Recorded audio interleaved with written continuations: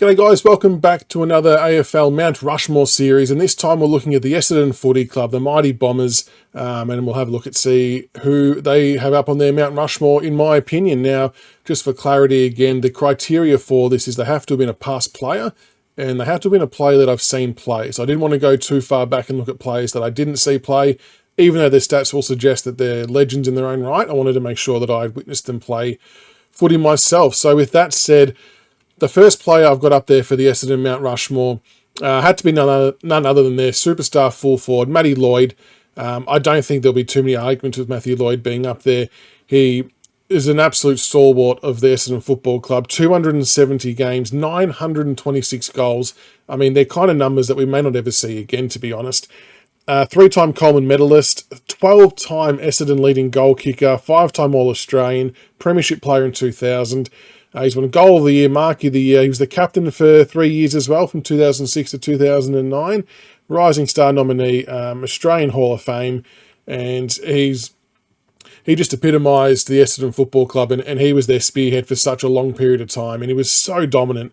The iconic throwing of the grass in the air, lethal left foot shot for goal. It just made complete sense that he had to be on Mt Rushmore for the Bombers. The second player for the Bombers that I've gone with, no surprise that he's going to be up here, but James Hird, who again is one of the superstars of the game, and he carried Essendon for quite a long time, especially while I was watching anyway during my lifetime. But 253 games for 343 goals, two-time premiership player, Brownlow medalist in 96, five-time All-Australian, a five-time Essendon Best and Fairest winner, a Norm Smith medalist, two-time Essendon leading goal scorer in 95-96, which is a little bit surprising. I didn't realise that. Obviously, the Bombers captain for such a long period of time, 1998 to 2005. It's such a long time to lead a club, and he did it tremendously.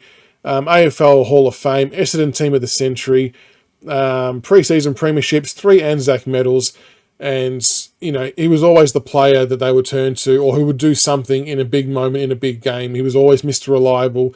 And I think it comes as absolutely no surprise to see him on the Mt Rushmore.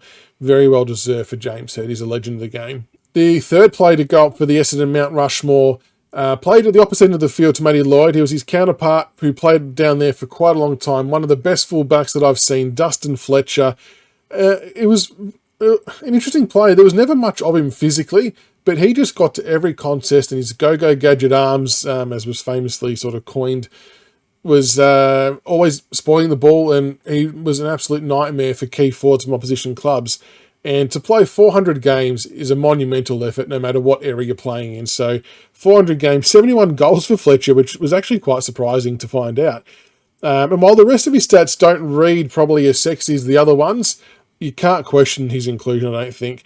Two-time premiership player, All-Australian team twice, which I think is a little bit lacklustre, to be honest. I think that's not where it should be. Crichton medalist in 2000 and a 1993 Rising Star nominee. But so while the accolades don't read like the first two, he is one of the best fullbacks that we have seen, unquestionably, and he thoroughly deserves his spot on the Mt Rushmore. Now, this last spot for the Essendon Mt Rushmore was really on the cusp of my memory, so there probably is going to be a lot of arguments about other players who may be able to go in ahead of this player, but I just always remembered Paul Salmon to be such a dominant figure for the Bombers when I was watching footy anyway. So it's, like I said, it was on the cusp, but I felt I had to include him in there because he was just one that kept popping up in memory. So he played for Essendon 209 games for 509 goals in his first stint, and then back again in 2002 for 15 games and 11 goals.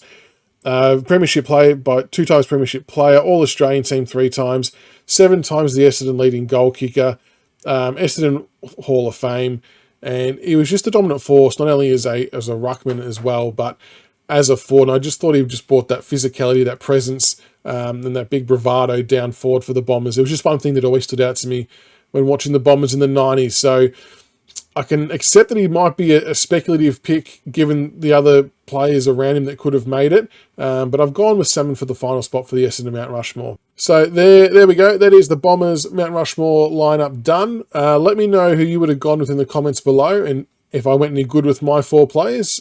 Coming up next, we will have Fremantle.